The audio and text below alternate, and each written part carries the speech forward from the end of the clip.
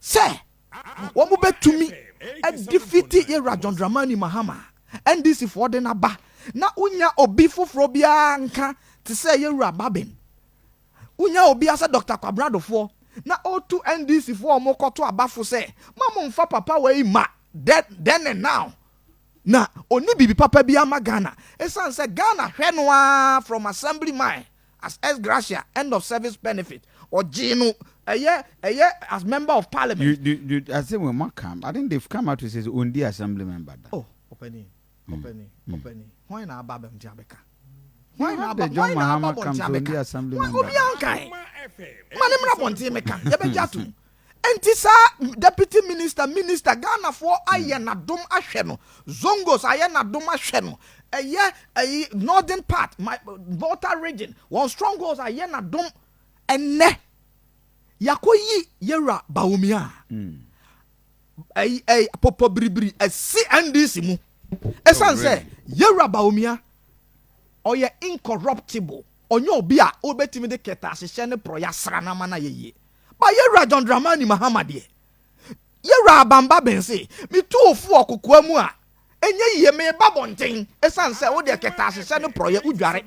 Udi dware, udi sa, udidi na onse sign. It is important to say a pitu on. Now obeka obia oya incorruptible. Keta hyehyɛ ne proye eni nafa. Obia ono sabi morally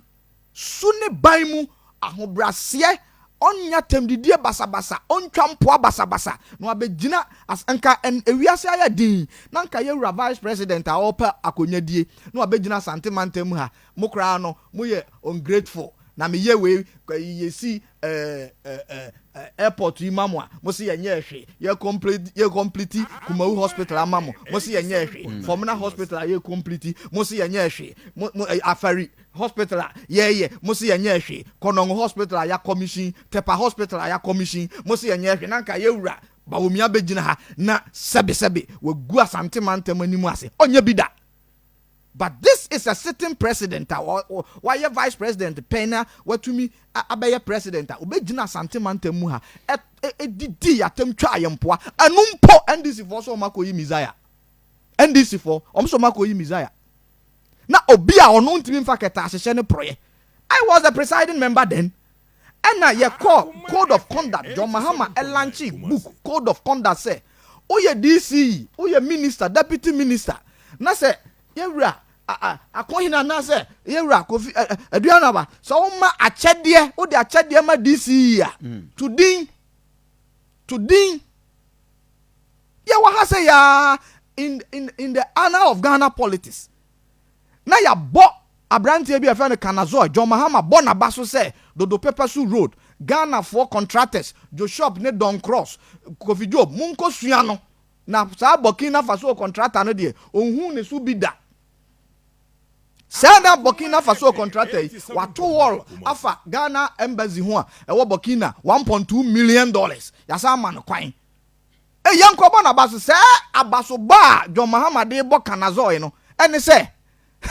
na Joshua nto ka ma John Mahama Don Cross nto ka ma John Mahama na Kovijo nto ka ma John Mahama contractors o Ghana na John Mahama etwa o mompoa ni nyina na o nto ka ma no ye wiase no na Kanazo ya man Ford. Yehwehwe mu ba se me kra Ford anya mi taste me kra me nya obi a manage Ford ho na echiri kokwa ye dinima when I afire mo ka say oye sent within your party because ono na hye no ho ono ana ewo no ho se wotie Ghana ha a consular general former consular general of Dubai no na so wo be contest NDC chairmanship position no Daniel say me ko ho bia o se ko support adentina mo ma yenye free contest so ye pese ye kanachi no oko because 2024 olusu aba no a o ma biem na mu ada ho nti tanachi na yan kanachi no onko bibia wonu mu bia wa ye wi o se NDC party mpanimfo ana weka NDC party mpanimfo afayam ka ho ebi afayam ka kire no secretly enti ono na eka se NDC mpanimfo top mpanimfo se papa ono ana wabaye abatros ewo ye kon je so na abehye ye kon ho enti yenya bibi ma ne nko 2024 obelusu ana okọ afi na kwan ada ho edi amamo. It is important to say yabati enyema bi ase MPP yenka say sabi eye nipa na eye mu adwuma eye dan a ye won fomso ba wo begina ho na wo ka kire ye say yewura Mamudu Bawumia polling station for omo to abako yi no wo de na toto yewura John Mahama ho enye yi because ena me no ti we hwe me fa me mobile phone na se me maame a owo ya matwa anase owo barekese anase owo funsua anase owo dagomba mampurusi e wo drobon so me timi eye renew ni mobile ni health insurance emba no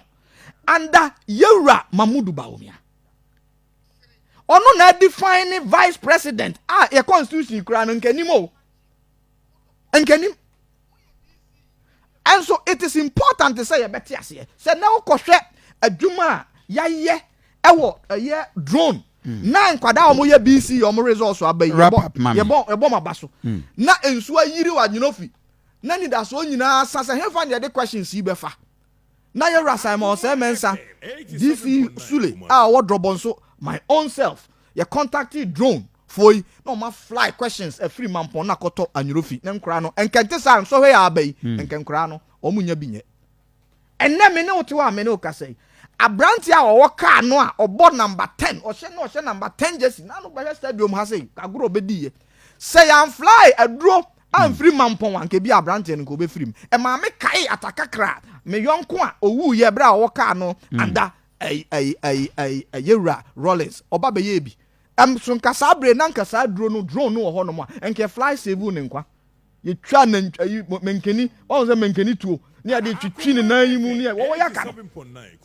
yesom ya nuru kuma polyclinic no wuye enso ne nipa wa free wo waka no drobon so no ye fly aduro de koka no asa de ambulance ni nyina no Yewura nto wa define governance ade a ye nyina ye nim under the fourth republic gaps be them innovation and creative leaders governance be what say be ka ye adada mamuo no ho since say yesi school dan yesi say ye de ahoto beba na maame a o ne ba ebe oba tan obekwa akwo ne ba no ye wo akwada no ano na wanya ne card san hye ye wei no ana ye de ebu man enye se uni bibia aka ene NDC is running away move from tribal politics to religious politics. NDC say omu person omu free ha amanyo se mu eko esom we Methodist ni we Kramoni we because omu ni bibia aka anka ye yinu Yewura Bawumia corruption dwe kasa ahantan basa onka bi da obi a ono sebe why ye commander in chief of Ghana Armed Forces or say ono ne party no it was born out of revolution. It's about violence there NDC hwe Yewura Bawumia o mie na no kan basa sambia da empo me de manusi ya ho kire mu no yanyintum se ye pe obi a oye honest o kan okre ye pe obi a obema leadership na ene ewiase nyina edi ade ncheche obia ntimi nyina hanka se ewiase Kumase anase asante mante na Ghana ayede ente senra because ewiase sikasem abuade ncheche nanso so senye MPP aban na ya sori waka ya soso niam mu a enka yenya dum so enka free SHS enka entumi nyina so enka enkoda omokotre BC ya na aban afa registration fees enka entumi ma enka ambulance enka entumi ma ya policies papa ni nyina no ensa da so kutamu Ra Samuel Addai Agyekum ye DC